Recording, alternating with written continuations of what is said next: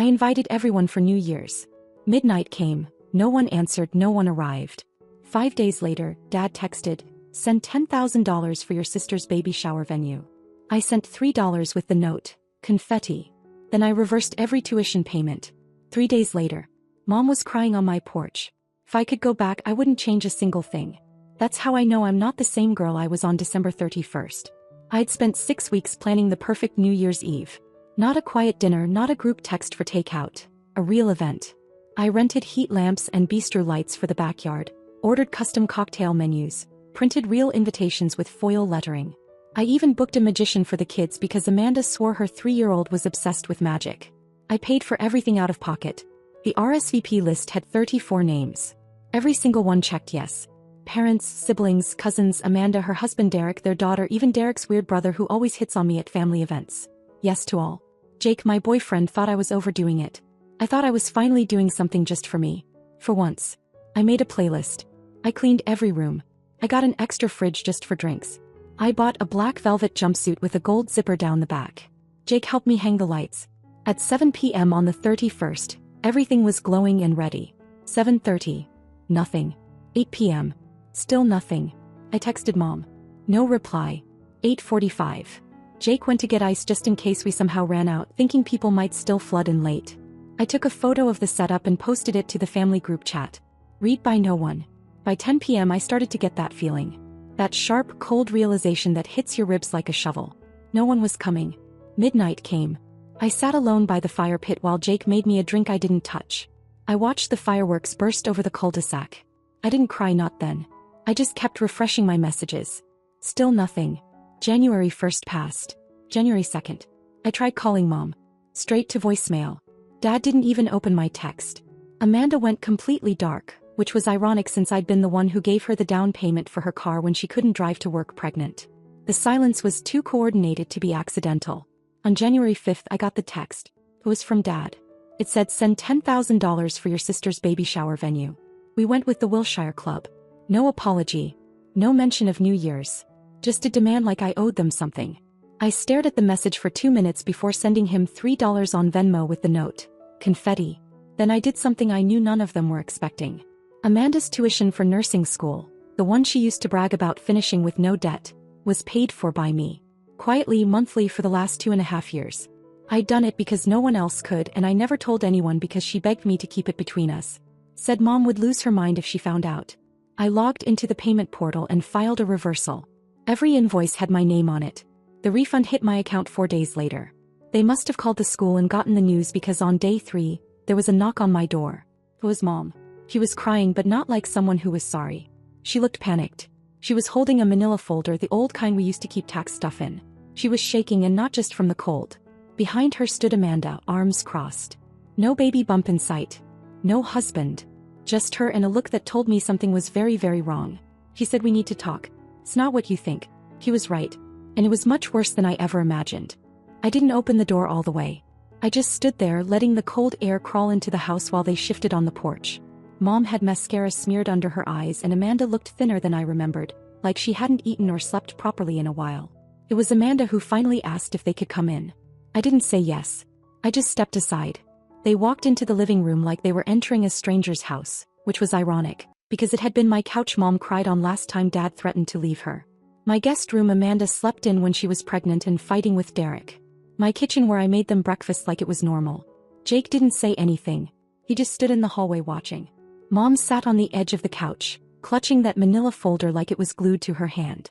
Amanda stood behind her, phone in one hand, coat still on. She didn't even look at me when she started talking. She said they hadn't come on New Year's because Dad told them not to. Not that something came up or they forgot, they were told not to go. That it was a trap. That I'd planned it to humiliate them. He sent them a screenshot. A photo of a $2,000 check I wrote to my friend Julia in early December. Julia's name was clear and the memo line read, "Hang in there." Dad added a caption underneath, "Nicole's bailing out strangers now." We're just ATM receipts to her. They all saw it. Every one of them. And no one asked me if it was true. Amanda said it wasn't just the check. He'd been planting seeds for months, saying I was flaunting my money, that I made them feel small, that I was only generous so I could throw it in their faces later. And they believed him. She said she didn't realize how far it had gone until I reversed her tuition payments. That's when she called the school and learned the money had come from me. All of it. Every semester, every late fee. And that the refund didn't go back to her. It went to me because it had always been mine. That's when she went looking through her own records. The car down payment. Mine. The hospital bill for her ER visit when she fell down the stairs. Mine. Derek's lawyer for the second DUI. Mine too. Quiet. Covered. No questions asked. Amanda looked pale when she said it. She said she felt stupid. Used. She said Dad manipulated all of them. He twisted things, always talking about fairness, about how he erased me so I owed him. That I got out while they stayed behind and picked up the pieces. That folder Mom brought? It was a record. Not hers. His. Every check, every transfer, every favor I ever did, printed out and cataloged like evidence in a trial. He'd been keeping track. Not to thank me, to use it. Mom said he'd been dipping into her account for months. That she only found out 3 days ago, when her bank called about suspicious wire transfers. He'd taken over $30,000. Disappeared. Shut off his phone. His car was gone. She didn't even know if he was still in the state. Then Amanda said something I didn't expect. The baby shower was never real. There was no Wilshire Club. No catering. No guest list. The 10 grand he asked for wasn't for a party. It was for a payment. Amanda said she owed someone money. Not a credit card. Not a hospital. Someone who didn't send reminders. Someone who doesn't leave voicemails. She said Dad offered to handle it. He never asked how. He just handed it over. And now he was gone. And the debt wasn't. And they were here because after all that, the lies, the silence, the betrayal, they still thought I might save them. I didn't answer. I just stared at the folder on the table. And I wondered how much they really knew about what Dad was into. Amanda didn't want to say his name. She just called him, that guy, like it would make it less real. But I pressed her. I told her if she wanted help, I needed the truth. All of it. His name was Malik. Not someone we knew. Not a family friend. She met him through Derek back when they were still together and selling pills out of their apartment to cover rent. Amanda claimed she never touched anything herself. Just passed along money, sat in on a few meetings, signed a few things in her name without asking questions. She said she didn't know how bad it was until Malik started texting her directly. Apparently, Derek owed him a lot more than she realized. Thousands. And after Derek bailed to Arizona with some girl from Instagram, Malik started coming after Amanda. He didn't make threats exactly, not at first. Just warnings. Reminders. Photos of her apartment door. Then one of her daughter's daycare entrance. She said she told Dad everything in late December. He flipped. Told her he'd handle it. That it was time she stopped being the family disappointment. That he'd protect her like a real father should. So when he asked her for 10 grand, she didn't question it. She figured he was using it to make the problem go away. But then he disappeared. I asked her if she owed exactly 10 grand. She hesitated. Looked down. Said no. It was more like 60. Mom looked like she was about to be sick. Said she hadn't known anything about that. Amanda just nodded. Said she hadn't planned to tell anyone until Dad vanished. And now Malik was back texting again, asking when he'd see the money. This time with screenshots of Amanda's Facebook photos. Her daughter's name. Her workplace. I asked her how long she had. She said 4 days. That's when Mom opened the folder. She slid a few pages toward me, copies of checks I'd written to them over the years. Rent, car insurance, that time their water heater broke and flooded the basement. Some of the amounts made my stomach turn. I hadn't even realized how much had added up. But then she pulled out one last sheet. It was a handwritten note. Dad's handwriting. Dated December 30th. It said, "She'll pay if it gets serious. She always does." That's when I understood. Dad never planned to use that money to help Amanda. He took it because he assumed I'd come in and fix everything, like I always had. He created the fire knowing I'd show up with water. But he'd miscalculated one thing. I wasn't her anymore. I told Amanda I'd think about it. Told Mom to take the folder and go. They left without arguing. I sat on the couch with Jake for a long time. We didn't speak. Then I stood up, walked into my office and logged into a very old email account I hadn't used in years. There was only one contact in the inbox. Julia. The same Julia I'd written that check to. The same one Dad used as proof I was loyal to strangers over family. But Julia wasn't just a friend. She used to work for Malik. Back before everything went south. And she owed me. So I messaged her. And that night I started making my own plan. Not to pay Malik. But to end it. Julia wrote back faster than I expected. She didn't ask how I'd been or what had happened since the last time we spoke. She didn't need to. I told her Amanda owed someone named Malik 60 grand. I told her he'd started making threats. I told her our father stole money trying to fix it and then vanished. I didn't sugarcoat any of it. She asked one thing. Does the name Malik sound like the same guy who used to run fake invoice scams out of a vape shop in Madison Heights? I said yeah, maybe. Amanda mentioned vape shops. Why? Julia said he'd leveled up since then. Less muscle, more control. He'd dropped the thug act and started running everything through legit fronts. Shell companies, crypto wallets, a fake consulting business that cleaned money through real estate. But underneath it all, he was still a collector. Not of things, of leverage. Difference. He didn't threaten people with weapons. He threatened them with exposure. She said if I really wanted Amanda out, I needed something bigger than 60 grand. Something Malik couldn't afford to lose. Then she told me about the laptop.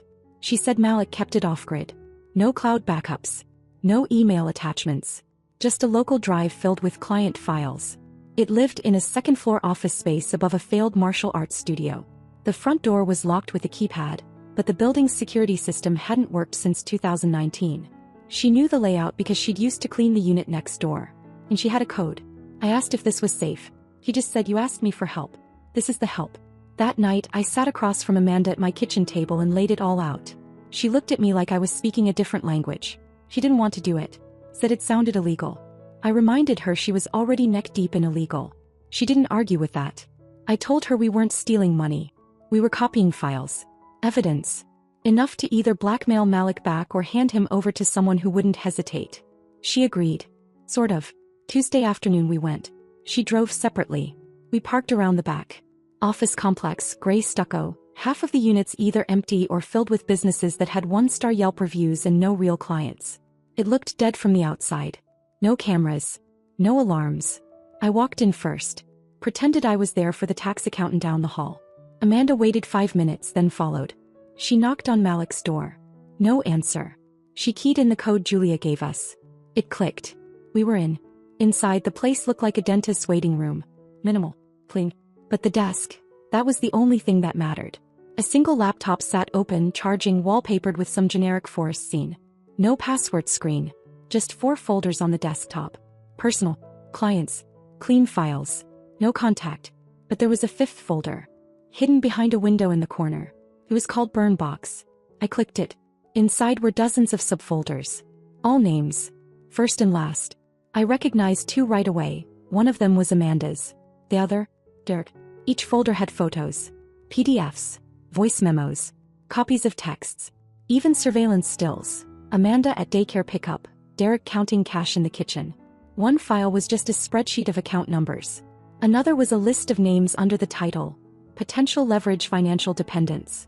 I saw my name, and under it, a screenshot of my old email to Julia.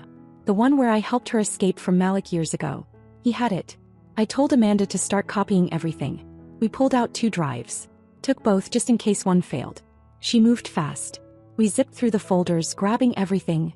Names we didn't know, files we didn't understand. Then we heard it. Footsteps. Slow. Coming from the back. Not the stairs. The private entrance. Amanda froze. I killed the screen and unplugged the drives. She whispered, "What now?"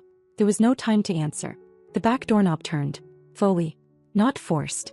Someone with a key. We didn't think. We grabbed our bags, unlatched the side window, and crawled out into the alley behind the building. Amanda nearly twisted her ankle landing. We sprinted to the car parked behind a dumpster. We didn't speak until we got back to my place. I plugged in the drive. Everything was there. I sent 1 folder to Julia. The Amanda and Derek files. She texted back the next morning. Delivered. Consider it done. That afternoon, Amanda got a text from an unknown number. It said, "Debt cleared. You disappear. We disappear. You stay silent." No name. No threats. Just silence after that. We thought it was over. Amanda stayed with me that night. The next day. But Friday morning, Mom called me in a panic. Amanda hadn't come home. Her apartment door was kicked in. And the cops were already there. Not because she was missing, but because someone had found her name on a folder they traced back to a laptop dropped anonymously at the Detroit Police Cybercrimes Unit. And now they wanted to know who else had seen it. The first thing Mom said on the phone was Amanda's name over and over. I could barely make out the rest. Something about cops, her door, files, and a detective asking questions she didn't know how to answer. I told her to slow down. Then she said the one thing that snapped everything into place. Someone left a laptop at the police station. Unmarked. No fingerprints. Just a sticky note with one word written in block letters. Insurance. They opened it. They found the files. Not just Amanda's. Everyone's. Julia had told me she'd deliver the folder. I assumed she meant a copy. Something controlled, selective. Instead she gave them everything. Or maybe someone else had. Either way, the police now had the burn box. By noon that day I got a call. Blocked number. Male voice. He said, "I hope you backed up what you stole." Then he hung up. I froze. I hadn't told Julia about the second drive. I hadn't told Amanda either. I'd hidden it the night we got back just in case. I called Amanda, straight to voicemail. I called Mom again. She was already at Amanda's apartment. The front door had been kicked in. Nothing stolen. No sign of forced entry on the windows. Just the door shattered. The couch was slashed. Every drawer emptied. Amanda's purse was still on the counter. So was her phone. Her car was still in the lot. The police told Mom there was no sign of struggle, no blood, nothing to suggest a break-in that escalated. But they were taking it seriously now because of the laptop. Because someone had handed them blackmail files, criminal activity logs, and private recordings of at least 20 local people. Judges, lawyers, business owners. All neatly labeled. Some of the names were already under investigation for fraud. Others weren't. But one thing was clear. The files had weight. They had power. And whoever left the laptop had done it deliberately. I didn't tell Mom I had the second copy. But I did something else. I called Julia. She answered on the second ring. Her voice was tight, like she'd been expecting the call. She said she hadn't handed over the drive. She'd made a deal with someone. Someone who promised to protect Amanda in exchange for the files. She didn't say who, but she sounded scared. I asked her if she believed Amanda was still safe. She paused. Then she said, "You need to leave the house." No. She hung up. I stood there in the kitchen, phone still in my hand, and looked around. Everything was quiet. Jake was upstairs, probably still sleeping. Then the doorbell rang. Not once. Twice. Then silence. I looked out the peephole. No one. Just a package on the porch. Small. Plain. No return address. I opened the door slowly, grabbed the box, and stepped back inside. Inside the box was a single object. A baby monitor. The same brand Amanda used for her daughter. It was turned on. And from the speaker I heard breathing. Nothing else. Just breathing. Slow. Deliberate. Watching. Then a whisper. "One more move and you'll be next." I yanked the plug and ran upstairs. Jake was already up, standing at the window. He looked at me and said, "There's someone sitting in a car across the street. And they haven't moved in 2 hours." The car outside didn't move all day. Jake tried to act like it was probably nothing. Some neighbors guessed someone waiting on food, but by sunset even he admitted it felt wrong. I watched from the upstairs window as the driver adjusted something on the dashboard. No one ever got out. I didn't sleep that night. At 2 a.m. I opened the Ziploc bag I'd taped behind the bookshelf months earlier. The second drive. The one no one knew about. I plugged it into a burner laptop and copied everything. Not just Amanda's files. All of them. I spent 2 hours sorting folders, tagging the ones with names I recognized.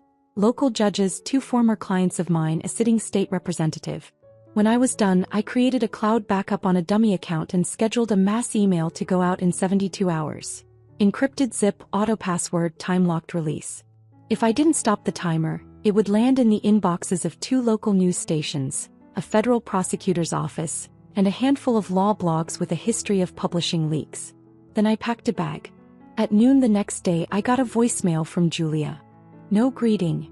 Just an address. East side of Detroit. She said she didn't have long and she couldn't talk twice. If I wanted answers I needed to come alone. I left the drive with Jake and told him if I'm not back in 2 hours, forward the file called burn_notice and final.zip to every contact in the folder. He didn't ask questions. He just nodded.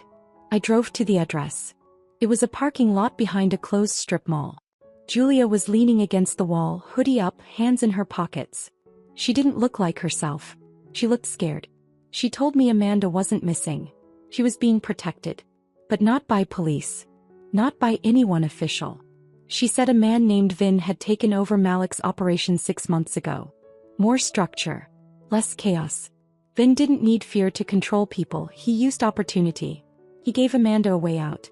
Protection, immunity, a new job, a clean break. In exchange for loyalty. I asked what kind of loyalty. Julia just said the kind you don't undo. Then she handed me another address. A building in the warehouse district not far from the river. 3rd floor. South unit. If I wanted the truth, that's where I'd find it. I drove straight there. No plan. No backup. Just instinct. The building looked half abandoned. One elevator, half the mailboxes taped shut. I took the stairs. Third floor smelled like old wood and cigarettes. I found the unit. Door slightly ajar. I pushed it open. Amanda was sitting in the center of the room. Not tied. Not crying. Calm. There were two men in the room. One was tall, clean-cut, maybe mid-40s. The other stayed in the corner, silent. Watching. The tall man stood and said, "You must be Nicole." He introduced himself as Vin. He offered me a seat. I didn't sit. Amanda finally looked up. She said, "I didn't want you involved." I said, "You dragged me in the second you came to my door." Vin explained it cleanly. Amanda had debts. Big ones. And she was vulnerable. But she was also useful, detail-oriented, discreet, and angry at all the right people. She'd agreed to work with them. Not just to wipe her slate clean, but to build something new. Something long-term. I asked if that was supposed to comfort me. Then Vin pointed to the coffee table. On it was a photo. Our dad. Sitting in a casino lounge. Next to Vin. Vin smiled. "Your father helped fund the move. He didn't run. He just stepped into the light." I felt cold all over. Amanda said Dad used the 10 grand he took to buy in. Not to pay Malik. Not to save her. To invest. He knew what would happen. He orchestrated it. He'd sent the screenshot of my check to Julia on purpose. To push me away. To isolate me. So that Amanda would run to him. Vin said, "You were the variable. The one he couldn't predict. And now you're holding a live grenade. But you don't have to pull the pin." I asked what that meant. He said, "We'll let you walk away. You, your files, your boyfriend.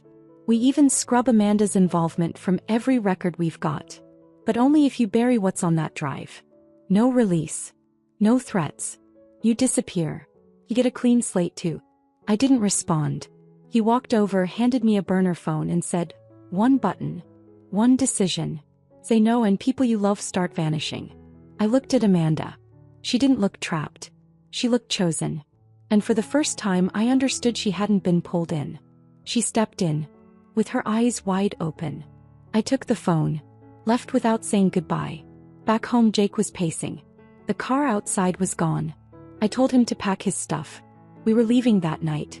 But I didn't destroy the drive. I made 3 more copies. Sent one to a lawyer friend in DC. One to a journalist in Brooklyn. And one to someone I hadn't spoken to in years. A woman whose daughter disappeared after crossing Malik. I left them without a return address. No explanation. Just a note. In case I vanish next.